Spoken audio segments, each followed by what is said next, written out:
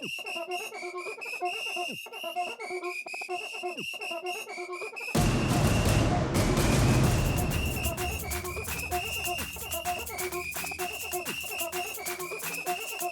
is it like to be the pioneer in Spanish football management?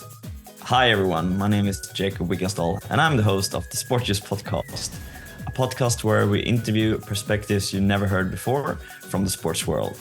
We dive into interesting conversations with unique people and get to know their stories from the sports world. Basically, we take you through an exciting journey behind the sports front stage.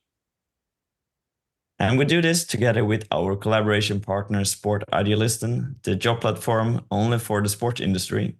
Get help from sports consultants and find your dream job or dream candidate today. Head over to sportidealisten.com to learn more. But now, let me introduce you to today's guest. Patricia Rodríguez Barrios is one of the role models in the world of football. She arrived at the Spanish football club Eibar in 2014 as a financial director. And in 2016, she became the first woman in the history of Spanish men's football to hold the position as a manager of a first division club. 5 years later, she was one of the most experienced managers in Spanish football and has managed to successfully grow the Spanish football clubs such as Eibar, Elche and Granada.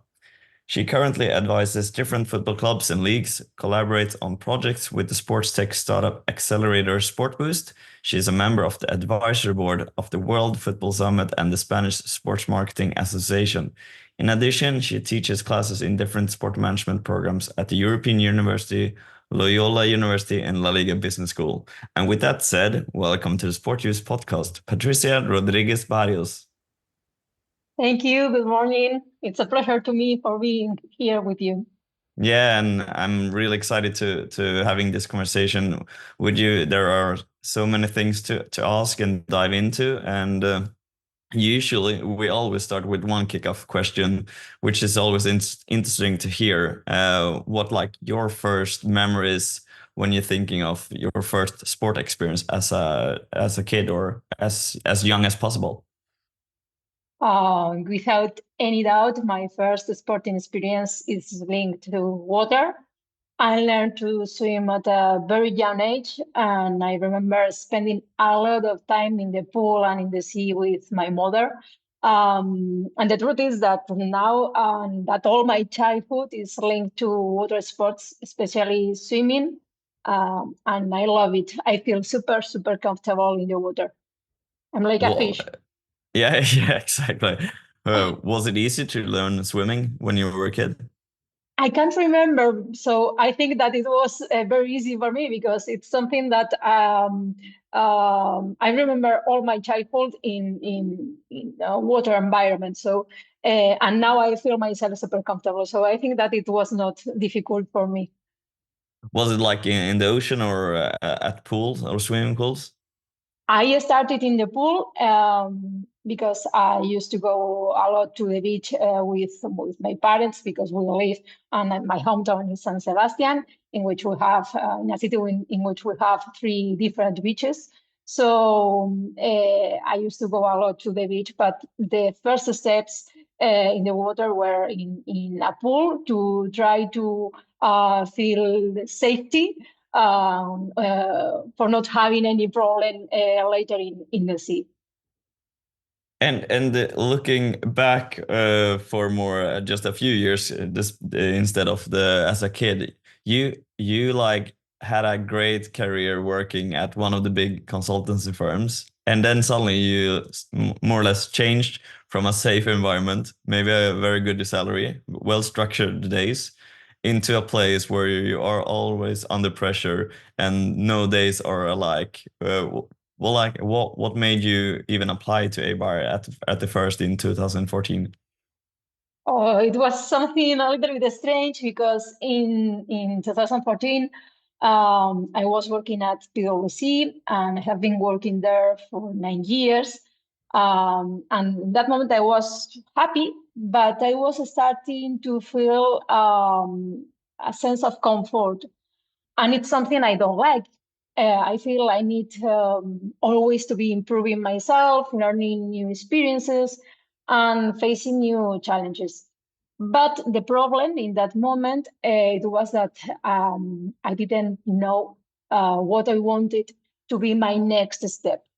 So at the same time, during the summer of 2014, one of my best friends from San Sebastian sent me an offer that had been published in InfoJobs, in which Eibar, the team was just promoted to first division, was looking at hire a new CFO. My friend, who knows me very, very well, sent me the offer, and he said me, "This is something strange, so I'm sure you will like it." And indeed, I thought it was something different and interested, and I decided to apply to that offer. Additionally, at the same time, PwC was developing the financial fair play rules for La Liga. And in fact, one of my colleagues was in charge of drawing up the rules by which the spending on the squad of clubs in Spain was later regulated. So I was quite familiar with this new situation and the growth and the development of the football industry in Spain. And also a year before, in 2013, two colleagues from PwC, I had two friends who had joined La Liga. So my feeling was that the industry was changing, growing, and the soccer industry had a great potential to do new things. So I decided to apply. And I have to say also that the truth is that I didn't think I would be selected because I came from a multinational consulting firm and also because I was a woman. But finally, I passed the interview process and I was the selected candidate. How long was the process, would you say, if you remember when applying? Yeah. It was quite short because I think that I applied at the end of the month of June, and I was selected at the end of July. So I remember that the first interview that I did, it was by Skype because I was starting a new client for the firm, for PwC, which was Vodafone. Vodafone was one of the main clients in PwC in that moment. So I was in charge of that process in Spain. So for me, at that moment, it was impossible to go to Eibar for the interview. So the first interview was by Skype. And for the second one, they told me, okay, we need to come in here to Eibar in a selected date, in a fixed hour. So we need to be here in Eibar this day. So when I was in PwC, in the offices in Madrid, I decided to say to my colleagues that I was going to the offices of Vodafone. To my team of Vodafone, I told them that I was in the office, in the tower in PwC. And I only shared that I was traveling to Eibar with some of my colleagues of Madrid because I went to Eibar at 2 p.m. I did the interview at 6 p.m. in Eibar, and at 7 p.m. I was driving back to Madrid. So I was in Madrid in a dinner with my friends, sharing my thoughts and my feelings from the interview in the same night. And it was quite crazy process and interview because I didn't share that with my parents, my family, of my friends from San Sebastian, because Eibar is 50 kilometers from San Sebastian, so it's very close to my hometown. All right. Well, I think looking back at it now, it was well worth spending hours to travel for that second interview, I guess. Yes. And also what I've understood from some interviews you've done, telling your story, there were several that told you like that you've gone crazy and nobody like understood you applying for this first job, and even that like a coworker of yours told you that you would that would ruin your career. Well, what are like your thoughts from that sort of comment as of nowadays? Yes, one of my direct bosses told me that when I shared with them that I was moving from PwC to Eibar, she told me that I was crazy and I was ruining my career. But um, 3 years later, she wrote me and she said me, okay, you were right, and I'm super proud of you, and I'm very happy for the successful of your career. So she accepted and she changed her opinion, but in that moment it was quite difficult for me to listen something like that because, of course, it was not an easy decision, and because of my all the people around me, I was thinking that I was crazy with that kind of opinion, with the decision that I took in that moment. Because my contract, the contract that I signed in Eibar, was for a fixed duration. The period was, the duration of the contract was N plus 1 years, in which N was the number of the years of Eibar playing in first division. So the main part of the people were thinking that the duration of my contract was 2 years, because Eibar would be relegated to second division after the first year playing in first division. So they thought that I had a good position in a good multinational firm in PwC, and I had a good future because my portfolio of clients was quite good. And I was performing quite good also in PwC. So they didn't understand the decision. But years later, they have noted that it was not so bad decision. And also, I didn't take a lot of attention. I didn't pay attention to those opinions or those kind of comments. I decided that it was something that I need to try. And if it was not okay, there are many possibilities and there are many consultancy firms to go back again. So it was a clear decision. Yeah, I mean that's quite common. Otherwise, that there are a lot of comments and opinions, and it's a good way of working as you did, of not really thinking about those. But otherwise, there are a lot of people that could pay attention to those opinions and start rethinking: is it should I not, and so on. But anyways, like when you moved into to Eibar at this point, like I mean, I know it's like a financial role that you had, but what did you know like about the football industry at this time? The truth is that I knew very little about football industry, and about football also. I had gone to see some Real Sociedad matches at Anoeta with my father, and I also used to meet up with my friends in Madrid to watch the Clásico, but little else. But I didn't know a lot about finance, business processes, team management, organizational development, and strategic planning. And that was something I thought could be of great value in a growing industry like football in Spain. And now like we will go through a little bit more obviously what have you done since you started at Eibar, but like now when you've done so many years within the especially from the football management part of it, but could you are there any big differences would you say from working at the corporate side of it and then compared to like the sports side of the daily work and so on?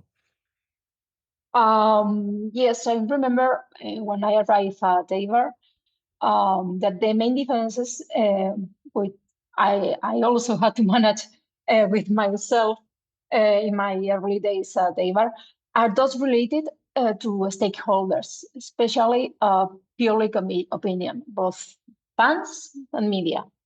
At the beginning, it was difficult for me to understand the leading role and importance they had in the decision-making process, and that it was necessary to take into account especially the repercussion that the decisions and the way in which the club informed them could have on them.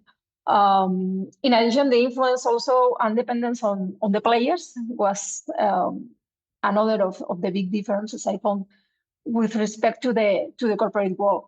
For me, it was an absolutely new situation, as these are variables that I know in other industries are not taking into account as much because they don't influence in the same way. So you need to think that the people and the players are in the bottom of the pyramid of decision in the club, but they are the most influenced people in the club.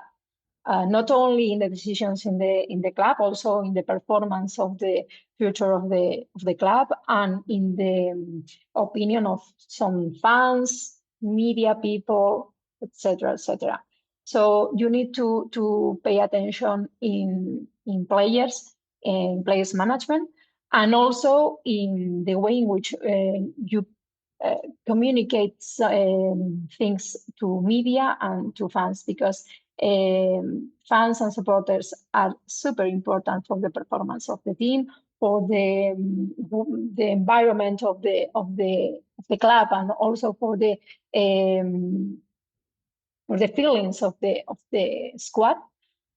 So you need to take them into account and try to inform and try to know or to make them understood the decisions that you are taking for the future of the club. They are a key part in the decision-making process of a club. And for me, was one of the main differences as compared to corporate structure. What was your first tasks at Eibar? Like, what was the first things that you had to do? So the first thing were not around the financial area, because the financial situation of the club was super healthy. So the first steps on my first days were related to the organization of areas and process development, because up to that day, to 2014, when the first team was promoted to first division, there was only one person in charge of the management process in the club. He was in charge of reporting to La Liga the financial figures, to selling tickets, or to discuss with the board of directors. So it was necessary to organize the club, because in 2014, with the promotion, and at the same time that I joined Eibar, some additional professionals, around 9-10 employees, started working in management in the club. So it was necessary to organize the responsibilities, the tasks, and the different ways to inform the different areas of the club. All of us, no one of us had worked for a sports industry, and we were professionals and experts in our areas of performance, but not about the sports industry, and not about Eibar. So it was super necessary to organize ourselves, establish responsibilities, communication channels, and begin to design a strategic plan that would establish a series of objectives and development methods in order to continue growing the club. And also, there was an important task because the board of directors, the 7 people who were in the board of directors, were in charge of the executive task until we arrived to the club, because, as I have told you, there was only one people in charge of management. So they were helping him to put the prices of the tickets, or to inform the media about the next issues. But at that moment, it was necessary. They started to assume their new role, to be the members of the board only, and not to take part in the executive tasks. So it was quite difficult to manage it, but with a lot of communication channels and procedures and division of responsibilities, I think that we did it quite good, and the club started running in a professional level. Could you like ask any of like the competitor clubs of how they structured, or like were there any sort of those like collaborations between clubs at that point of time, or could you ask someone from, are we doing this in a correct way? Since you mentioned like no one, more or less no one of you had any experience of working in a sport organization before. I think that I did a mix, because I have external experience in corporate industries, in procedures, because the main part of my clients were in my portfolio were clients which were in the American industry and in American market. So they have SOX procedures. So it was something quite familiar for me.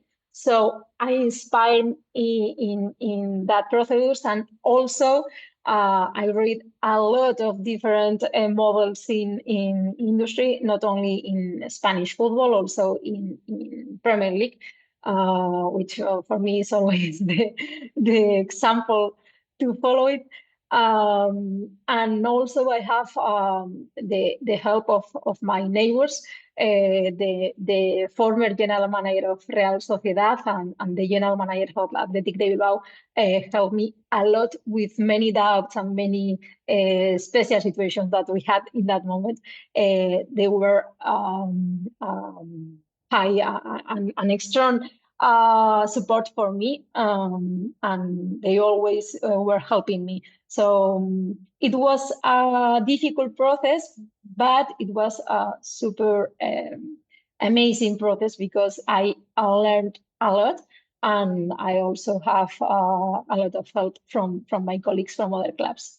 They And that they did feel myself very comfortable, and I'm super grateful with them. Then it sounds like you definitely made sure to ask for help when you needed it, since it sounds like you had a good network already back then. So, I mean, it's also this sort of like doubt sometimes when you start a new job, that you're not really think, if you can I really ask someone, does that look me dumb, or how is it? So yeah, it sounds like you made use of all your network from the get-go, which sounds very smart, so you can understand what to focus and prioritize in the beginning. But so like 2016, then that's like the first mark of a more of like from a global perspective when it comes to especially like women in sports, or especially in more of a yeah, on the bigger roles generally, even though a financial director is quite big in itself. But then you became like the first female manager in history of Spanish football elite, on the elite side of it, and you've done so many things from that on that has influenced a lot of especially women, but men of course as well, in working in football. Could you ever imagine like this sort of impact that you have done and had so far? No, because when I became the general manager of Eibar, it was something strange for me, because I knew that the board of directors would offer me the position, but at the first moment I thought, okay, I'm feeling super happy, and it was something to be proud for myself. But at the second moment I thought, okay, I need to work a lot. I need to show that I will be able to maintain the club in this way, growing a lot and performing. Because I was feeling I was worried about the future of the club. I was thinking that, okay, maybe I will not do as well as they expected, and the club will be relegated to second division, and we will be in bankruptcy. So I became a little bit crazy, because I was afraid of not being at the level that they expected. So I need to work a lot on myself. And for that, I decided to start working with a coach to prepare myself to this new role, and to accompany to my career with a coach, something that helps me to try to be always developing myself, always trying to feel myself uncomfortable, and trying to growth myself, to have new tasks, new challenges. So starting working with a coach, it was super helpful for me. And I think that was key point for the future of myself, and also of the club, because it helps me to be more confident with my work. And like there are some data points when it comes to from 2018 with Liga and women working in La Liga that are not like part of the sporting stuff. Then at that time it was like 30% were women, and I also know like that is much less when it comes to in the management field. And obviously, I mean, you started back in 2014, and sure, there has been some increasement of more women within the area of it. But what do you think like made you one of those few in the beginning of yeah, getting this role, and what are your thoughts of the development from getting more women in these management roles? I believe I'm one of the few, thanks to the education and confidence my parents have given me. They have given me all the facilities and the level of training, but also something which is very important for me, that is the freedom and support to make decisions. For example, and we have told about it.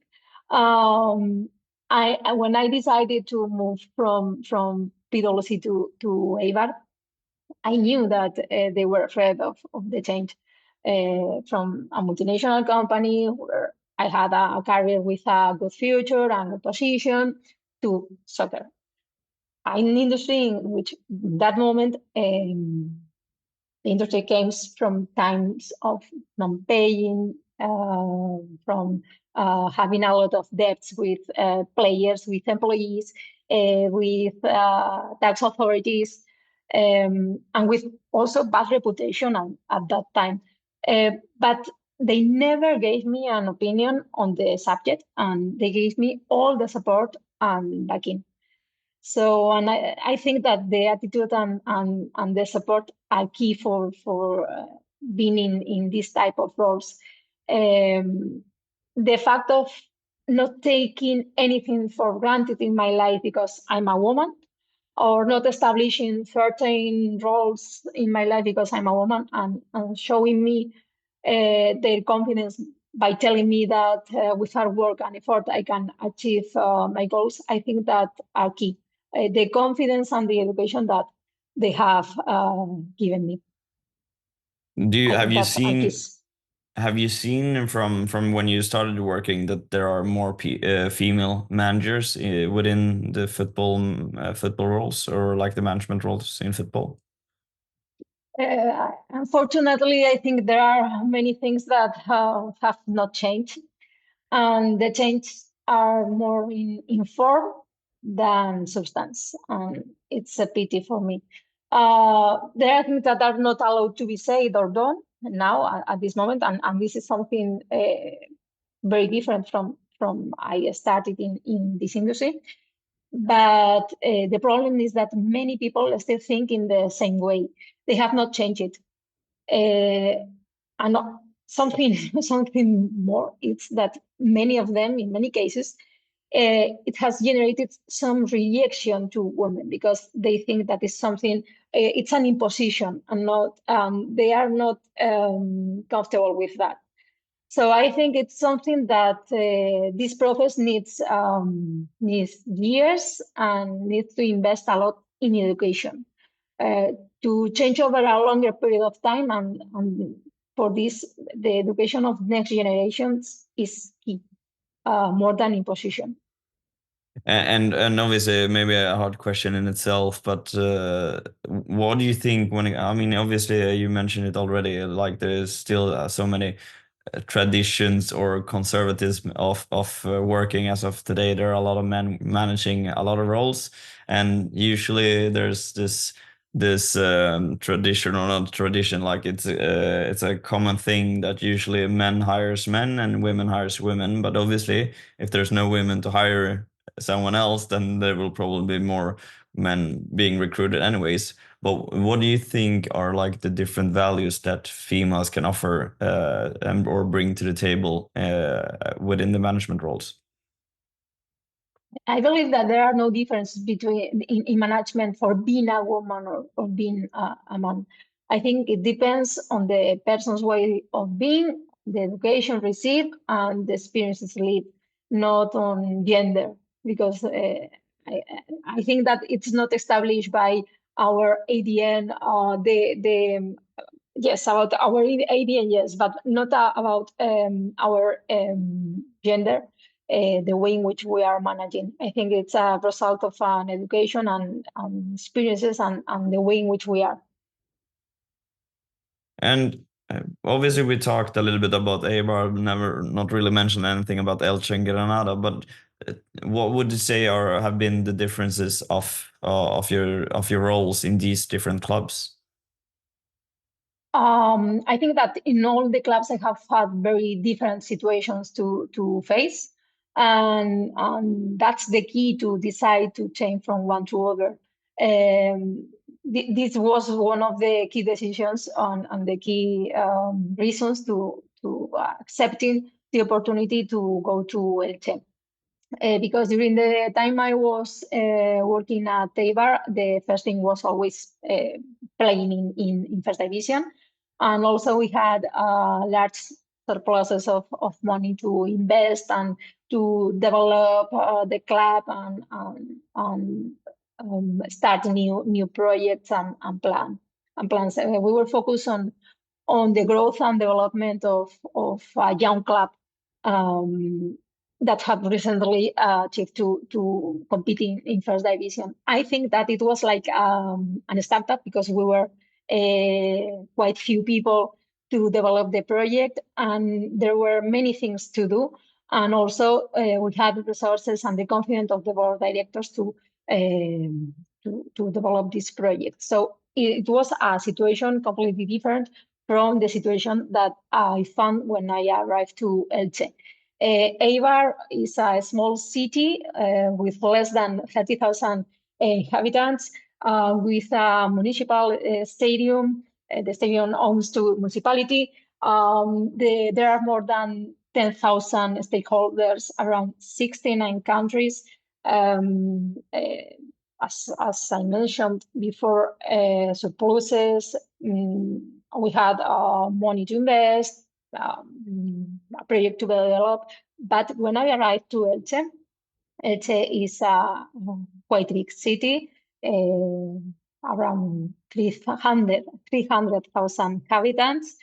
The owner of the team of the club is it was and now also continues being only one person. Not it's the ownership of the club is not divided around many people.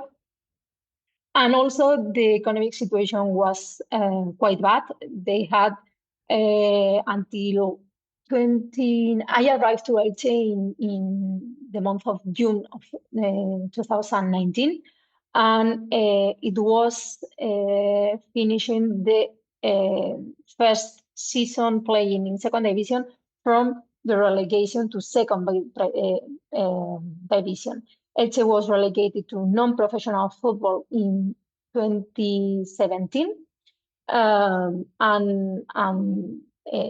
I arrived when the team was again playing in second division. So we were the team and the club with the less budget to prepare the squad, to invest in the squad as compared to the rest of the teams playing in second division. And we had to manage to pay the debts and the obligations coming from the bankruptcy process.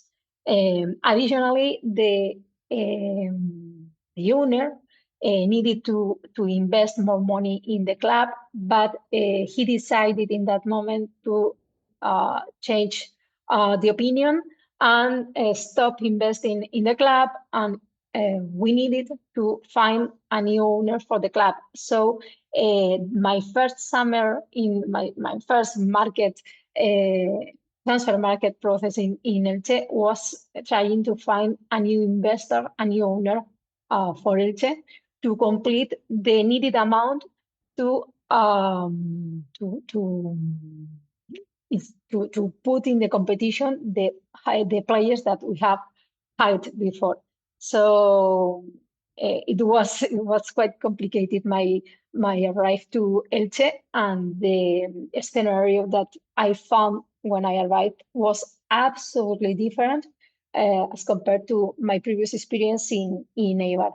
And it was super difficult at the beginning, but when I finished my period in Elche, it made me very happy because I learned a lot from that experience. Difficult experience, but very rich for my development.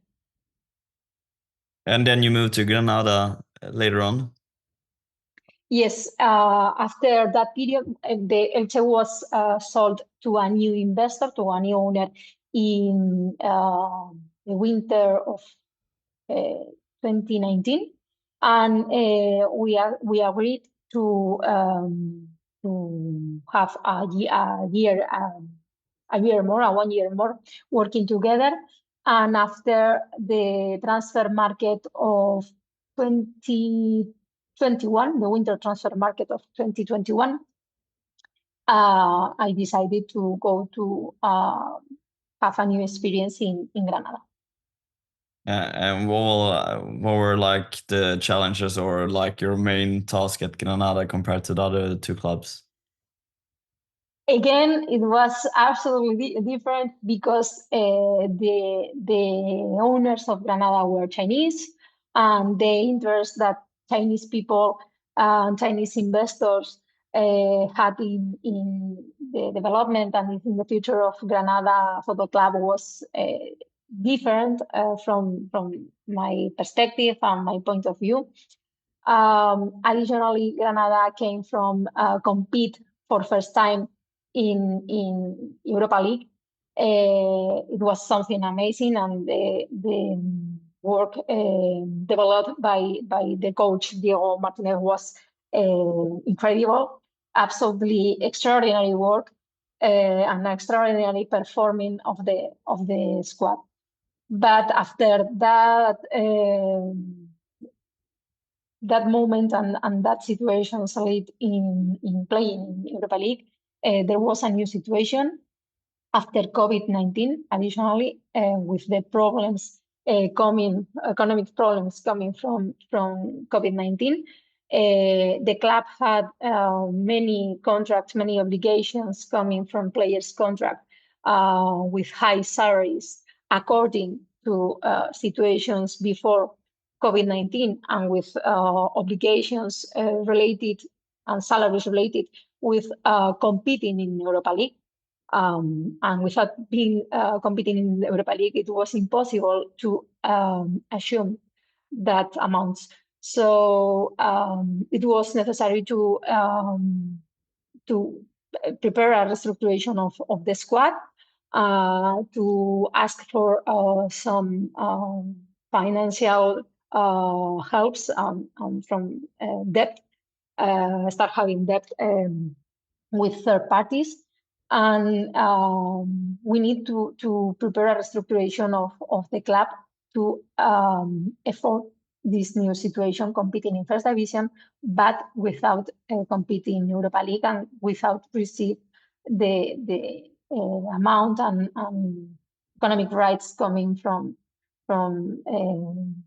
TV broadcasting and revenues broadcasting from competing in Europa. Yeah, I mean, sounds definitely like three different stages working in football, for sure. We're coming up to the end of the interview, but we do have some questions from the audience that I would like to brief with you as well.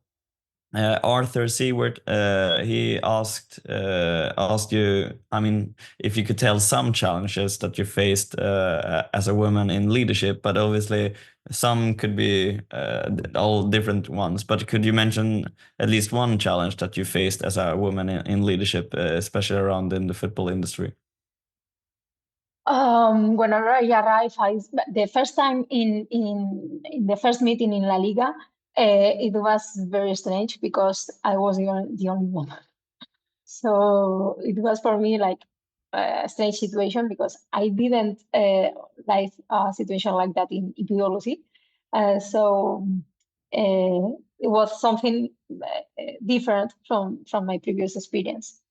But also I have experienced some situations like comments that I don't want to repeat because I think it's something that it's not necessary, but comments that I didn't like, and comments that I'm sure that now are not allowed to do it. But I think that it's we need to answer that kind of comments instead of being in silence. So if you answer and if you reply those comments, I think that they change the way in which they act next times with you and with other women. So comments, also situations that maybe maybe I can remember in some meetings in which we were men, different men, and me, and I said something that nobody take care about it, and after saying, a man repeated the same, and they said, "Ah, okay, very good idea." So situations like that were quite common. Yeah, I mean, yeah, yeah. I feel bad being a manner, but yeah, that doesn't. Yeah, unfortunately, it sounds like something I've heard a lot from previous experiences with other female friends and so on. But yeah, it's so unnecessary and so strange as well. How that behavior could still being as of today. And the problem, from my point of view, the problem is that this type of ideas are still in the mind of many people. They don't say it, but they think it, and that's the problem. And it's and due to that, I have told before that the education is the key, because we need people convinced in that ideas, not people that assume that they can't say it. It's the education is key for the change of the society. Yeah, and I think we all just need to pay attention and keep Yeah. saying when things like these are happening. But yeah, moving on to the other one, But Jonas. also, I have to say also that I have Okay. I have received the support from a lot of colleagues, that I was appointed vice president of La Liga because the rest of the colleagues of other clubs, they give me their support. So I always, I think that we always explain and share the bad moments of the situations that could be complicated. But also, I have received a lot of support, and I think I have noted that my colleagues think that I'm a valuable professional, and they think that I'm a good professional, even if I'm woman or man. So I have to say it also. Yeah, valid point. There are obviously some good people, but there are also some people that need some education. Yeah, all right. So second question, Jonas Linne, he asked you from like, what's your view from a brand and communication perspective on the situation that arose in connection with Spain winning the World Cup to 2023 when it comes to the behavior of the former president of the Spanish Football Federation, Luis Rubiales, and the misogynistic culture that emerged, like the handling of the confederation and everything that happened afterwards. And for those that are not aware of this situation, the president kissed one of the players when they received the gold medals. So basically, what's your view from a brand and communication perspective that everything that happened around? For me, it was not a surprise, the attitude of Luis Rubiales. It was his way of being. And it was very sad for me to watch that situation, because the something like achieve to be the world championship of in football. It was something to be very happy and to be very proud, like a country. But the main part of the world was talking about the situation of the president of Spanish Federation with one of the main players of the national team. So from brand perspective, communication perspective, was I think that I can define it like sad situation for the country, for Spanish football, for the brand of the Spanish football, and essentially of the country, because it was like an old man, and an old time man, being like. I can say it, and I don't want to speak a lot about this, because I think that it's very important to be proud about the national team, and about the change of this type of on these situations. I'm super proud about the performing of the players and the successes that they are achieving. So I think that is the key, and try to continue working in changing things and situations, and be responsible people who is in charge of this type of decisions, and deciding about who is in each role, and especially in this type of important and key roles, because they are not only managing a federation, they are being the image and the brand, and they are representing the brand of the most important sport in Spain, and also Spanish brand. So the people who is in charge of put this type and decide this type of roles need to be responsible about the next people and next guys in charge of Spanish Federation and other institutions like the Spanish Football Federation.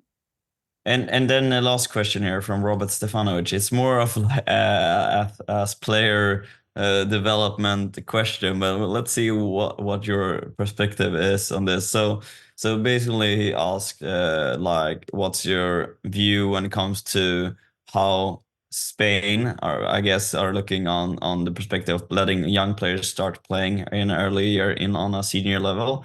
So the good example is Lamine Yamal, who had a debut as a 16-year-old in the Spanish national team, and then he's comparing with Sweden because we barely let any of such a young age playing on a senior level, especially not in the national team.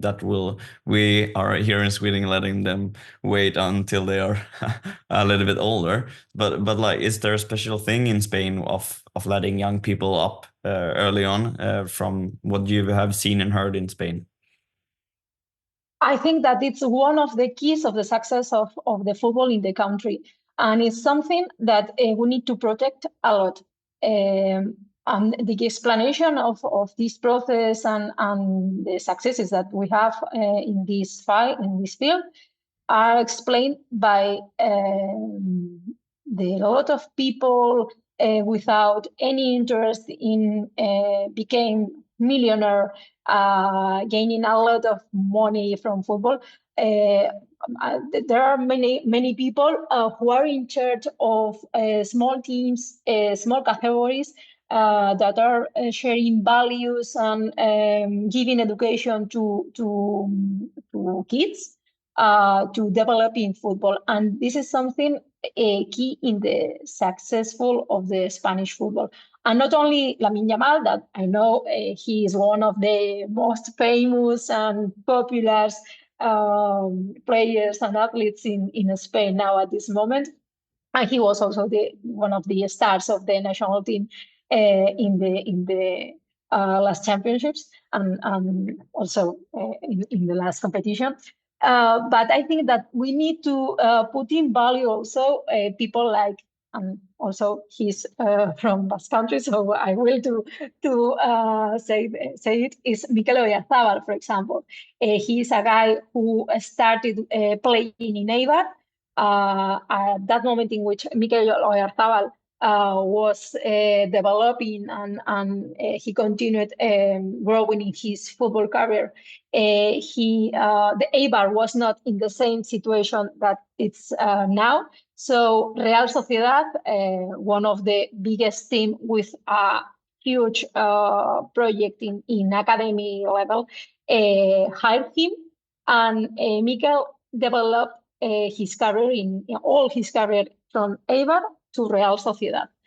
And also, I think that it's something very important that he transmits, that he has also continued studying.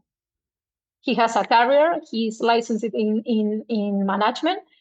So I think that the values and the message that he shares is very important. And players like him, I think that we need to put as example more.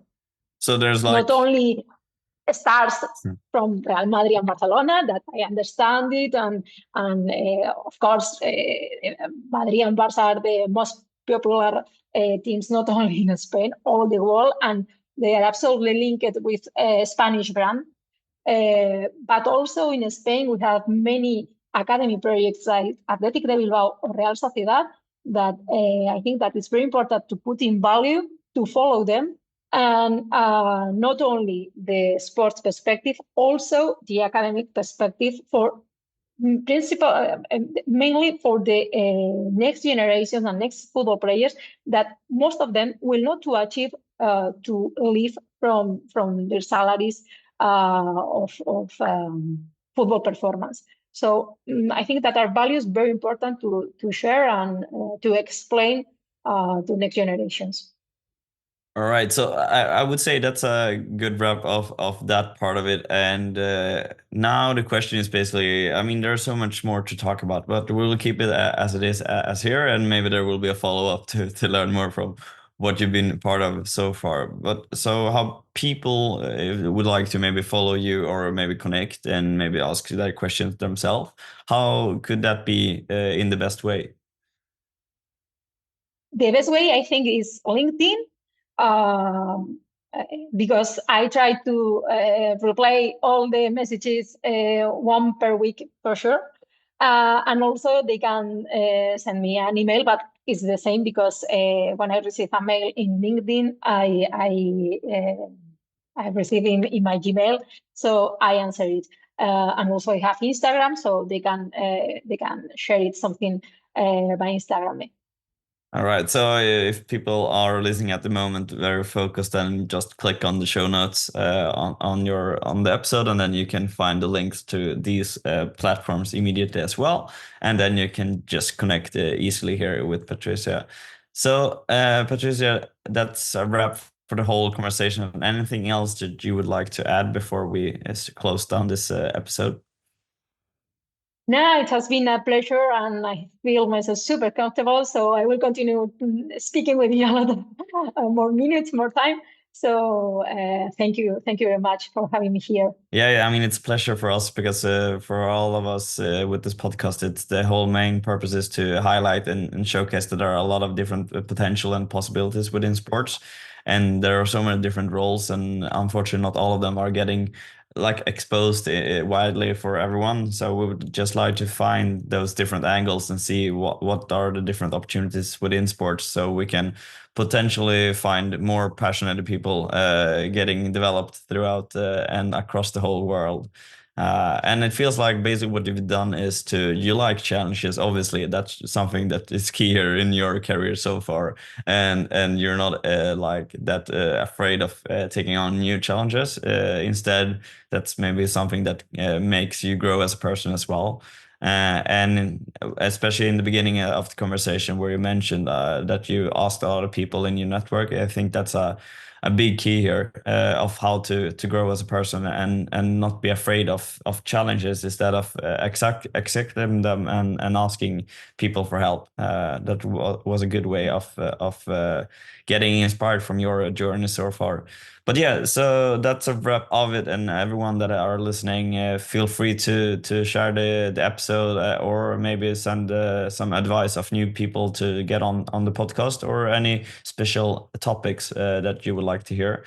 There you can follow us on Sportuse Podcast on Instagram or head over to our website, sportuspodcast.com, and learn more. And Patricia, with that said, I wish you a great day and I wish you the best of luck in your coming years as well and within your career in sports. And looking forward to follow up later on as well. And at this time of the day, yeah, we'll break it from here. And I hope to hear from you and all the listeners soon again. Take care and have a good day. Thank you very much. Have a good day. Yeah. Bye bye. Ciao.